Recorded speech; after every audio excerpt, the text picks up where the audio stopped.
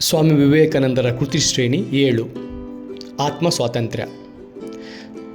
ನಾವು ನಮಗೆ ಕಣ್ಣಿದೆ ಎಂಬುದನ್ನು ಪರಿಣಾಮದ ಮೂಲಕ ನೋಡಿದಲ್ಲದೆ ಹೇಗೆ ಅರಿಯಲಾರೆವೋ ಹಾಗೆಯೇ ಪರಿಣಾಮದ ಮೂಲಕವಾಗಿ ಅಲ್ಲದೆ ಆತ್ಮನನ್ನು ಅರಿಯಲಾಗುವುದಿಲ್ಲ.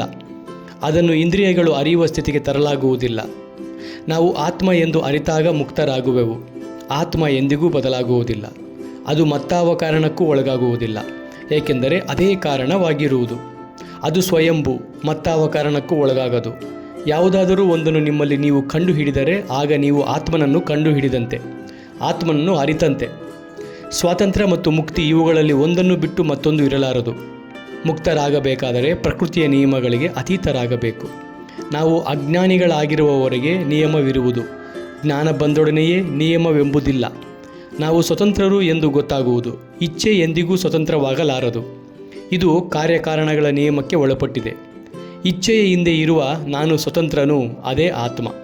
ನಾನು ಮುಕ್ತ, ಇದರ ಆಧಾರದ ಮೇಲೆಯೇ ನಾವು ಬಾಳಬೇಕಾಗಿದೆ. ಮುಕ್ತಿ ಎಂದರೆ ಅಮೃತತ್ವ.